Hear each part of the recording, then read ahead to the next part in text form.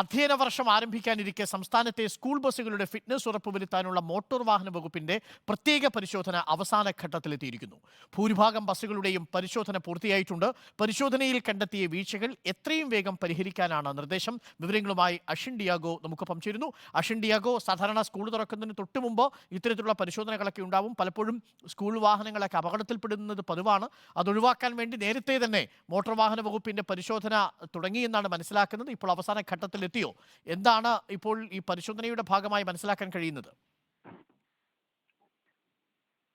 അരുൺ, ഈ കുട്ടികളുടെ സുരക്ഷ ഉറപ്പാക്കാൻ പ്രത്യേക പരിശോധനയാണ് മോട്ടോർ വാഹന വകുപ്പ് നടത്തുന്നത്. ഭൂരിഭാഗം ബസ്സുകളുടെയും പരിശോധന ഇതിനോടകം തന്നെ പൂർത്തിയായിട്ടുണ്ട്. ടെസ്റ്റിന് എത്താത്ത വാഹനങ്ങളെ സ്കൂളിലെത്തി പരിശോധിക്കാനാണ് മോട്ടോർ വാഹന വകുപ്പിന്റെ തീരുമാനം.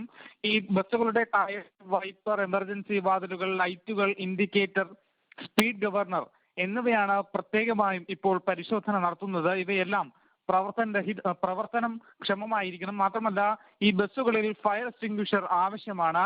ഈ പരിശോധന നടത്തിയ ബസ്സുകൾക്ക് മോട്ടോർ വാഹന വകുപ്പ് ഒരു ചെക്ക്ഡ് സ്റ്റിക്കർ പതിപ്പിക്കും. ഈ സ്റ്റിക്കർ ഇല്ലാത്ത ബസ്സുകൾക്ക് സർവീസ് നടത്താൻ അനുമതി നൽകില്ല. ഈ കുട്ടികളെ റോഡ് മുറിച്ച് കടക്കാൻ സഹായിക്കുന്നതിനായ വാഹനങ്ങളിൽ ആയമാർ ഉണ്ടായിരിക്കണം. വിദ്യാർത്ഥികളുമായി പോകുന്ന വാഹനങ്ങൾ ഉറപ്പായും ഈ വിദ്യാവാഹൻ ആപ്പുകളിൽ രജിസ്റ്റർ ചെയ്യണമെന്നും ഇതിലൂടെ വാഹനത്തിന്റെ ചലനം രക്ഷിതാക്കൾക്ക് അറിയാൻ കഴിയുമെന്നും മോട്ടോർ വാഹന വകുപ്പ് അറിയിക്കുന്നുണ്ട്. ഈ സ്കൂൾ വാഹനം ഓടിക്കുന്ന ഡ്രൈവർമാരുടെ കാര്യത്തിലും മോട്ടോർ വാഹന വകുപ്പ് കർശന പരിശോധന നടത്തി വരുന്നുണ്ട്. കുട്ടികളുടെ പേര് വിവരങ്ങൾ സൂക്ഷിക്കുന്നത് ഉൾപ്പെടെ സ്കൂൾ വാഹനങ്ങളുമായി ബന്ധപ്പെട്ട സർക്കാർ പുറപ്പെടുവിച്ച യാത്രാ നിർദ്ദേശങ്ങൾ സ്കൂൾ ഉടമകളും വാഹന ഡ്രൈവർമാരും കർശനമായി പാലിക്കണമെന്നും മോട്ടോർ വാഹന വകുപ്പ് അറിയിക്കുന്നു.